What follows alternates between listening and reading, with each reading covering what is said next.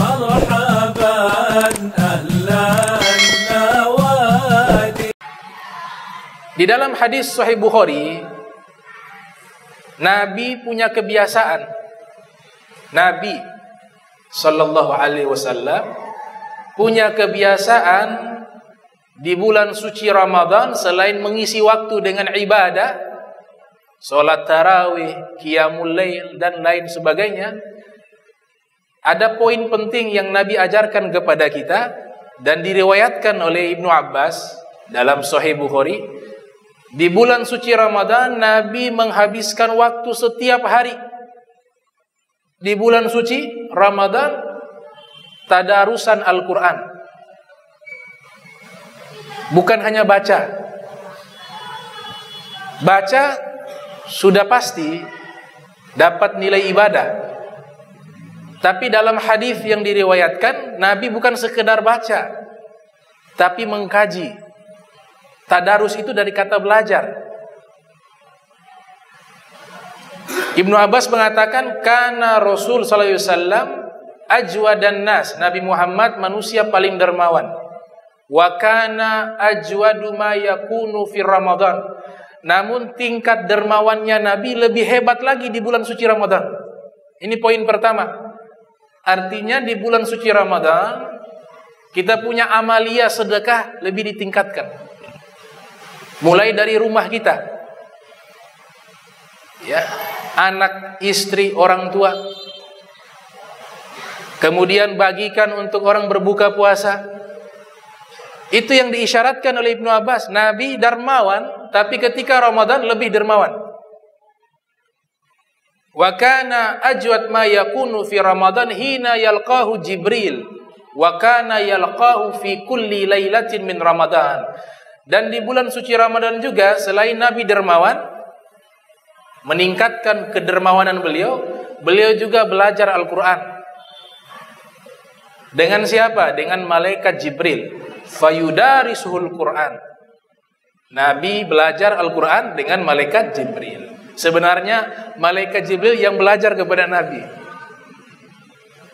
Sebenarnya hakikatnya itu malaikat Jibril datang menemui Nabi. Makanya dari teks hadis ini kita bisa simpulkan, yang namanya guru itu murid yang datangi, bukan guru yang mendatangi murid. Di dalam riwayat ini kan Jibril yang datang menemui Nabi. Artinya apa? Malaikat Jibril sebagai murid datang menemui sang guru Nabi Muhammad sallallahu alaihi wasallam. Fayudarisul Quran. Fala Rasulillah ajwad bil khair min rihil mursalah. Dan sungguh Rasulullah lebih dermawan daripada hembusan angin. Angin ini setiap hari tidak pernah berhenti. Oksigen yang kita hirup tidak pernah berhenti setiap detiknya. Nah, kedermawannya Nabi Muhammad lebih hebat dari oksigen. Tidak terhitung. Apa yang beliau miliki habis di tangan beliau untuk dibagikan. Itu yang dimaksud oleh Ibnu Abbas dalam riwayat tersebut.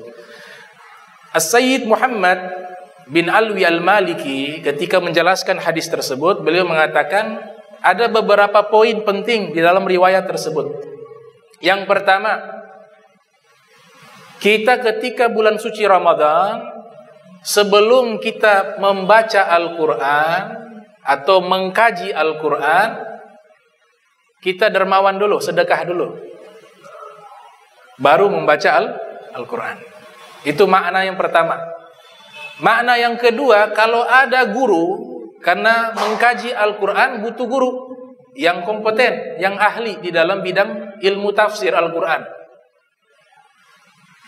Nah, sang guru ketika mengajarkan murid, dia memberikan waktunya, itu juga namanya dermawan. Jadi kedermawanan itu bukan hanya berupa harta yang dibagikan, tidak. Memberikan waktu kepada murid yang datang belajar, itu juga kedermawanan. Sebagaimana yang diriwayatkan oleh Ibnu Abbas. Dan poin ketiga, yakni kita khususkan dan niatkan minimal di bulan suci Ramadan ini adalah momentum kita menghatamkan Al-Quran. Karena Nabi menghatamkan Al-Quran setiap saat, khususnya di bulan suci Ramadan. Ada satu riwayat dinukilkan oleh Imam Ahmad bin Hanbal, puasa kita dan Al-Quran yang kita baca di hari kiamat memberikan syafaat kepada kita. Bisa berbicara, as-siyam wal Quran yashfa'ani lil 'abd yaumal qiyamah. Puasa kita, bacaan Al-Quran kita, kedua-duanya akan memberikan syafaat kepada hamba Allah di hari kiamat. Puasa datang di hadapan Allah. As-siyam yaqul, puasa berkata, ya Rabb, mana'tuhu ta'am wasyahwat bin nahar. Ya Allah, ini hambamu fulan bin fulan, waktu hidup di dunia di siang hari di bulan suci Ramadan dia berpuasa, tidak makan, tidak minum. Keinginannya ia tinggalkan, syahwat. Maka izinkan saya memberikan syafaat kepadanya. Maka Allah izinkan ia berikan syafaat. Setelah puasa datang Al-Quran. Ternyata Al-Quran bantu juga.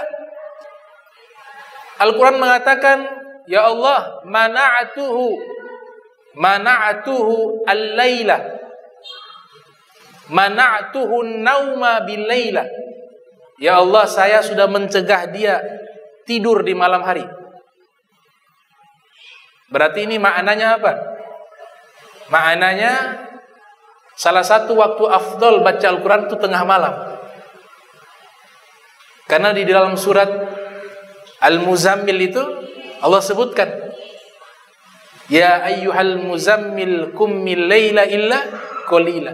Setelah itu Allah sebutkan bahwa bacaan Al-Quran di waktu itu lebih membekas dalam sanubari. Dan di hadis syafaat ini Al-Quran mengatakan apa? Saya mencegah dia tidur di malam hari. Kenapa? Karena dia sibuk membaca saya, ya Rabb. Itu yang dimaksudkan dalam hadis, Iqra'ul Qur'an fa innahu ya'ti yaumal qiyamah syafi'an li ashabi. Bacalah Al-Quran, nanti Al-Quran akan datang di hari kiamat memberikan syafaat kepada orang yang senang membaca Al-Quran. Jadi Al-Quran yang kita baca itu Al-Quran yang meminta kepada Allah agar dirinya dibaca. Tapi kalau kita tidak bisa membaca Al-Quran, Al-Quran yang tidak mau kita membaca Al-Quran. Al-Quran yang tidak mengizinkan dirinya dibaca oleh kita. Tapi kalau kita baca, itu Al-Quran yang meminta kepada Allah agar kita membacanya. Kenapa? Karena Al-Quran mengatakan, saya akan berikan syafaat kepada orang yang membaca Al-Quran. Nah, itu makna hadis yang tersembunyi di dalam hadis Nabi Muhammad sallallahu alaihi wasallam. Kemudian di dalam riwayat yang lain dikatakan, man ja'alal Qur'ana amamah qadahu ilal jannah wa man ja'alal Qur'ana khalfah saqahu ilan nar. Siapa yang menjadikan Al-Quran sebagai tuntunan. Jadi Al-Quran bukan sekedar dibaca saja, walaupun membacanya bernilai ibadah. Nabi katakan, man qara'a harfan min kitabillah falahu bihi hasanatun wal hasanatu bi asyri amthaliha. La aqulu alif lam mim harfun walakin alif harfun walam harfun wa mim harfun. Nabi katakan, yang baca satu huruf dapat satu kebaikan, dilipat gandakan 10 kali lipat. Alif lam mim berarti 30 pahala. Itu di luar bulan suci Ramadan. Kalau kita bacanya di bulan suci Ramadan, Allah lipat gandakan. Tidak tahu jumlahnya berapa banyak. Nah, makna hadis tersebut, kita membaca Al-Quran, tahu artinya, tidak tahu artinya, mau diamalkan atau tidak diamalkan, ketika membaca ada nilai pahala. Makanya alif lam mim itu tidak ada arti. Makna punya, arti tidak. Membaca tanpa tidak tahu arti dapat pahala yang disebutkan oleh Nabi. Namun bukan hanya sekedar bacaan, tapi Al-Quran juga tuntunan hidup. Sehingga Nabi katakan, siapa jadikan Al-Quran sebagai imamnya, Al-Quran akan menuntun dia ke surga. Namun siapa yang menjadikan Al-Quran itu makmum, dia letakkan di belakang, artinya dia tidak jadikan Al-Quran tuntunan, maka Al-Quran itu akan membawa dia ke dalam neraka. Jadi Al-Quran itu bisa menjadi syafaat bagi kita, dan sebaliknya bisa menuntut kita masuk ke dalam neraka. Al-Quran hujjatun lak au alaik, kata Nabi.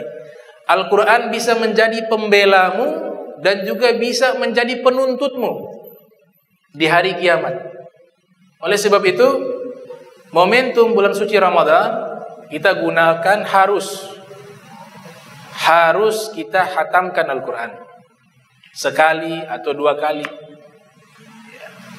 Para kaum solihin, mereka sampai 60 ada bulan suci Ramadan, 60 kali khatam.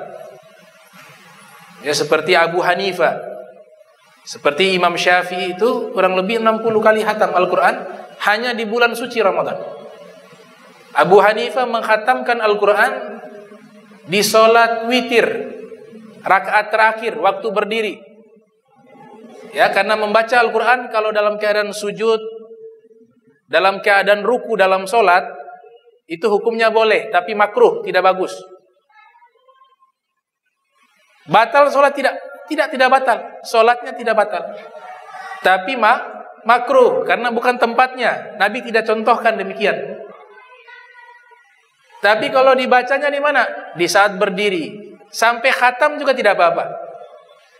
Dan pahala membaca Al-Quran di saat dia sholat dibanding dengan di luar sholat, maka pahala yang lebih besar di dalam sholat, karena dia menggabungkan ibadah membaca Al-Quran ditambah lagi ibadah sholat. Nah, Abu Hanifah sholat witir rakaat terakhir, kan sholat witir beliau biasa pisah, terakhir 1 rakaat itu beliau berdiri baca khatam Al-Quran di bulan suci Ramadan. Nah, itu hebatnya para ulama terdahulu, ya, ma bainas sama wal ard. Di sini kita bisa berkaca. Nabi katakan orang beriman itu cerminan orang beriman. Kita bisa bercermin dengan ulama-ulama terdahulu, dengan amal-amal mereka, dengan ilmu mereka, dengan kesungguhan ibadah mereka. Kita bercermin dengan diri kita di zaman sekarang, itu bagaikan langit dan bumi. Maka layak kalau kita mengikuti jalan mereka.